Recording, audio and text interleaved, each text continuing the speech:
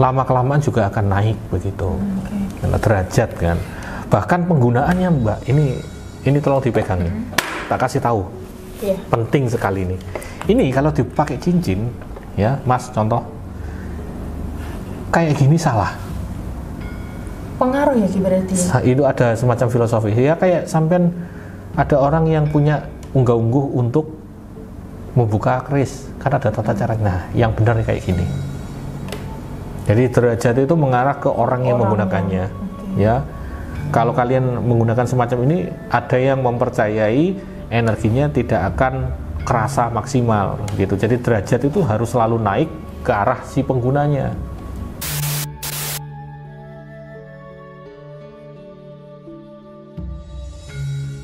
Assalamualaikum warahmatullahi wabarakatuh. Salam rahayu sedulur semuanya. Oke, di kesempatan kali ini kita bahas lagi, kita coba review bukan batu mustikanya tapi khusus jenis-jenis pamor yang ada di dalam batu mustika. Saya dibantu oleh Mbak Vina yang ada di depan saya. Kita akan ngobrol ya di beberapa batu mustika yang punya pamor begitu, dan mungkin makna dari pamor itu. Sebelum kita mulai, pamor itu apa sih? Bukannya pamor itu di dalam keris ya kan Mbak? Ada orang yang pernah menanyakan hal itu. Iya betul. Pamor itu adalah suatu pola, suatu bentuk gambaran yang ada di benda bertuah, termasuk keris, batu mustika. Kalau di keris kan ada pamor tiban, ada pamor yang tiba-tiba mewujud, ya si empu tiba-tiba nggak membuat pamor itu tiba-tiba muncul. Pamor tiban. Kemudian juga ada pamor yang buatan, begitu. Kalau di mustika pamornya tiban kabeh. Karena kan batu kan kita tidak tahu ya. Mustika pun saya dapatkan ya semacam itu bentuknya, meletote ataupun apa namanya, bolong, combongnya apa adanya. Saya nggak bisa menentukan harus dapat seperti apa gitu. Oke, tidak perlu lama-lama, mungkin kita mulai dari pamor yang satu lagi. Ini mungkin kemarin ada ya Mbak ya. Semoga didekatkan Mas. Ini harus disinari nggak sih kalau ini? Boleh, itu ada itunya. Nah, ini adalah pamor ya, mumpung bisa. Oh, ntelosor. Batu mustikanya kecil banget. Enggak, gini dulu. Kelihatan ya? Kelihatan.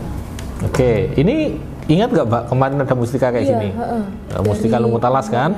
Ini pamornya yang ingin kita bahas adalah pamor lintangnya. Kan ada lintang anom, kemudian ada lintang kemukus dan lintang-lintang yang lainnya begitu. Iya benar. Ya termasuk seperti ini gitu. Ya kita coba bolak-balik. Ini kan pamor itu kan menggambarkan warna bentuk di dalamnya begitu. Jadi kalau lintang itu mulai dari filosofi apa? Warna. Ya orang menyebutkan lintang itu semacam apa? Contoh lintang anom misalkan. Ini kebetulan bukan lintang anom ya. Kalau semacam sinar ada di semua tempat bisa disebut juga lintang jagat. Jadi kalau saya memfilosofikan lintang itu sebagai tujuan kalian itu pasti ada di semua tempat begitu. Jadi memaknai kita harus semangat. Kalau kita di sini gagal, di tempat lain pasti ada kesempatan, keberuntungan yang lain begitu. Dan itu setara Mbak sama energi dari batu mustika ini untuk pengasihan keberuntungan. Level raja juga. Jadi kan kayak gini kan berarti nggak bisa dibuat-buat ya. Pasti ada hubungannya dengan energinya, kodamnya dan lain sebagainya. Ini pamor lintang ya Mbak ya? Iya baik. Tapi secara bentuk ada perbedaan sih tetap. Cuman kalau bentuk ya jelas toh karena batu mustika kan bukan pabrik. Karena mustika didapat seperti apa begitu. Pamor lintang ada pertanyaan atau sudah cukup? Kita bahas ke pamor lainnya. Pamor sudah cukup sih, karena kita kan membahas pamor saja ya untuk kali ini. Bahkan mustika saya tidak akan nyebutkan kali ini begitu, tidak akan saya spill sekarang ya, begitu. Jadi kalau kalian penasaran ya nantikan atau langsung japri saja begitu. Oke, kita lanjutkan ke pamor selanjutnya. Wah ini. Oh ini pamor apa nih? Mustika apa ini? Ya, ini kebetulan nama sama mustikanya sama, jadi tidak apa-apa sih saya spill. Mustikanya namanya Mekomendung Mbak, mustika Mekomendung, dan mungkin juga pernah saya bahas juga di sebelumnya. Ini mau megangnya, mau apa namanya? Coba di semen review. Nah, itu dilihat Mekomendung. Mekomendung itu apa? Awan ya Ki. Nah, awan. Itu pamor Mekomendung begitu. Jadi kalau filosofi yang memang apa namanya sesuai dengan namanya, megamendung awan yang besar, sesuatu tujuan yang diharapkan besar dan insya Allah terwujud begitu. Karena mustika ini juga ada energi untuk keberuntungan, pengasihan, wibawa gitu. Ini pamornya baru final lihat pertama kali, emang pamor nggak bisa sama seperti yang dijelaskan. Nggak bisa. Semacam di keris pun sama. Ada yang nyebutnya ganggeng kanyut, ada yang nyebut juga waswutah dan lain sebagainya begitu kan, macam-macam gitu. Coba saya taruh di sini lagi, kan berbeda juga begitu dari mustikanya. Gini Pak Mega Mendung ya, apakah harus seperti ini? Tidak ya, karena ada filosofi, ada makna, dan juga ada manfaat yang bisa dirasakan begitu. Oke, ada pertanyaan dari mustika ini? Kalau untuk pamornya sudah jelas ya. Oke, jelas ya. Kita lanjut ke pamor yang mungkin teman-teman paham semuanya, yaitu pamor apa ini? Tahu Mbak? Junjung derajat ya. Ya, junjung derajat. Monggo Mas di dekat Mas. Ini kebetulan bagus sekali nih. Junjung derajat Semar ini. Kalau saya nyebutnya junjung derajat Semar Kunjung dari pamor. Oke, pamornya begitu. Derajat Semar Kunjung. Junjung derajat artinya apa Mbak? Tahu nggak sampean? Meningkatkan derajat seseorang. Jadi kalau kalian lihat semacam apa lancip-lancipnya ya Mas ya, kayak piramidanya itu kan kadang bertumpuk begitu kan. Itu semacam filosofi kita menggambarkan derajat seseorang itu ya lama-kelamaan juga akan naik begitu. Karena derajat kan. Bahkan penggunaannya Mbak, ini tolong dipegangin. Tak kasih tahu. Penting sekali ini. Ini kalau dipakai cincin ya Mas, contoh kayak gini salah.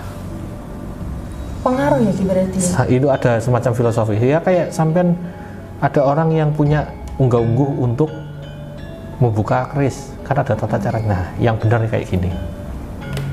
Jadi derajat itu mengarah ke orang yang menggunakannya ya. Kalau kalian menggunakan semacam ini, ada yang mempercayai energinya tidak akan kerasa maksimal gitu. Jadi derajat itu harus selalu naik ke arah si penggunanya. Penggunaannya seperti ini. Ini ilmu baru nih, boleh dicatat, boleh, monggo. Karena ini penting teman-teman, derajat. Kalau mau bikin liontin pun ataupun di kalung, ini yang di atasnya di sini, ini kalungnya begitu. Tuh, pamor junjung derajat. Ini pamor yang bagus untuk para karyawan, insya Allah bisa meningkat secara gaji, perhatian bos, atau insya Allah ya jabatan gitu. Karena derajat itu hubungannya karisma, keberuntungan, wibawa begitu. Oke? Kita lanjut ke mustika selanjutnya ya Mbak ya. Ya, monggo. Cantik sekali mustikanya. Apa? Tebak pamor. Tahu nggak sampean? Ini pamornya apa kalau ini? Coba kita sinari dari bawah ya. Oke. Untuk batu mustika ini berpamor lembayung wengi. Lembayung wengi itu bisa disebut juga lembayung dwi rupa, yang mana juga punya apa namanya dua sisi lembayung, karena dari warna ya Mbak ya. Begitu, itu menandakan atau filosofi apa ya namanya, ketenangan, karena perubahan suasana, perubahan sikap, kita bisa, terkadang orang itu gampang emosi, nah itu akan mendinginkan ya, ketenangan batin dan lain sebagainya begitu. Menetralisir. Betul sekali. Kira-kira masuk Mas, masih suaranya? Masih masuk. Oke, kita lanjut. Tadi ada ini apa namanya? Lowbat katanya. Kita lanjut ke selanjutnya, pamor yang istimewa. Oke. Nah, ini kemarin kita bahas nih, mustika yang berpamor mata, atau orang juga ada yang menyebut pusar begitu. Yaitu memusatkan tujuan kita. Misalkan pamor mata dipakai untuk mata batin, monggo. Ada energi untuk mata batin bisa digunakan, atau untuk mendapatkan hajat, monggo. Nih semewa ini besar ya, ya semacam itu. Apakah ada yang bisa menandingi apa namanya pamor-pamor semacam itu? Ya tergantung kekuatan energi dari batu mustikanya. Filosofinya sudah jelas di situ begitu. Jadi andai kata kita ingin mendapatkan sesuatu, ya harus fokus. Itu filosofi yang tergambar dari pusar bumi atau pamor mata, ya kan, mulai dari tengahnya begitu, batin kita. Kita lanjutkan ke selanjutnya ya Mbak ya. ada mustika semacam ini.